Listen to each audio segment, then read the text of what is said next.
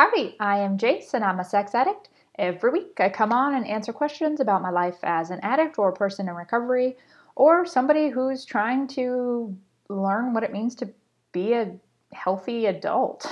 I started a path to find out what it means to be sexually healthy, and as it turns out, you got to be healthy all around in order to be sexually healthy. So it's turned into a much bigger journey than I anticipated, but a really cool one. The question that I'm going to answer this week is, what has been my experience with social media as a sex addict, and if I have any thoughts or advice on that. This is a subject that's close to my home. I know I probably am not in the majority on this, which is fine. I'm a female sex addict. I'm kind of used to not being in the majority or having everybody on my side. But I think social media is precarious. I think it can be an amazing tool, a great way to spread information and to connect and to get movements going and events. I mean, it can definitely be used for really great things. But as an addict, it's very easy for it to start to use me.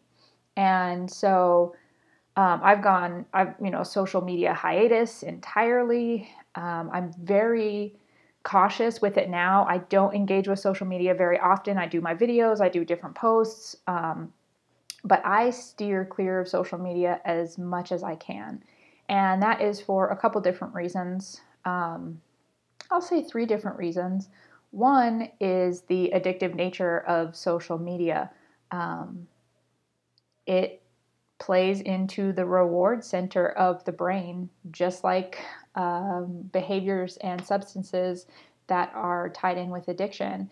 And it kind of gets in there and plays with dopamine and the expectation of reward and then not getting a reward. And different studies are being done on the effects that social media, computers, and all of that are having on people and their well-being and their emotions and everything. And they're showing that depression is raising because of social media. They're showing attention spans are greatly decreasing. People's realities are shifting because they are constantly being overloaded with perceived realities or, very well manicured realities. And after so long, that kind of blends into what we think is actual reality, which I think causes some depression and some lack of self-acceptance and envy, all kinds of different things. And so I stay clear of social media for the most part because it's too easy for me to get hooked into that and to start playing off of the rewards that I get from engaging in social media and the negative consequences as well, which then make me want to, it's that cycle where, I was expecting to have a message or I was expecting to have some comments or likes or something. So I'm like, ooh, I'm up, I'm excited. That doesn't happen. My dopamine drops and therefore I want it to get back up. So I need to stay on social media longer. So that way I'm able to, get back to that feeling that I had hoped to get when I went on there. That is very reminiscent of my active addiction. So it's not healthy for me, I don't think. So I'm not on social media very often. The second part of that is because of what I talked about with the perceived realities or the presented realities where, I see folks and they're always pretty. They're always looking great. They have huge smiles. Their lives are so fun. They're doing a different adventure every week. And I don't understand how they have the time. I sure don't understand how they have the money.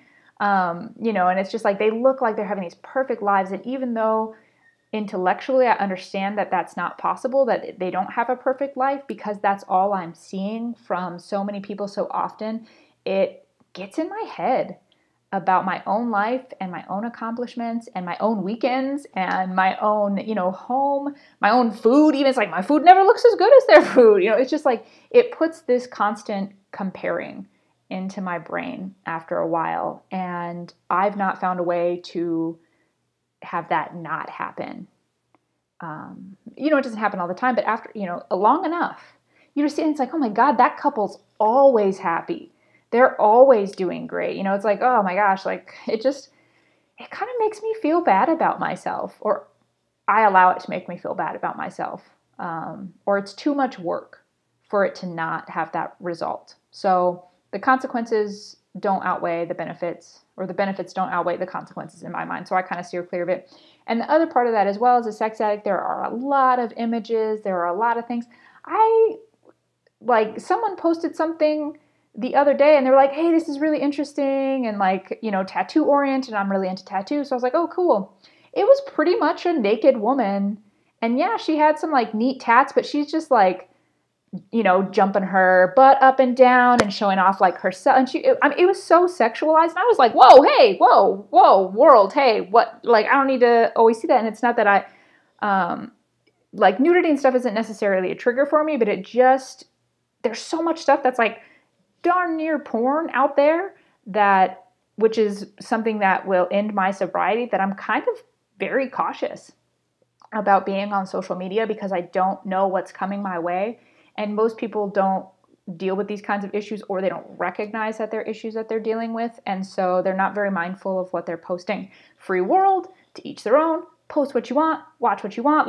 That's all well and good, but the only way for me to protect me is to not necessarily be on it. So I think social media is an amazing tool that should come with a warning sticker, not just because of the videos and the photos people are posting, but all of the effects that it has on the brain and the emotions and the spirit.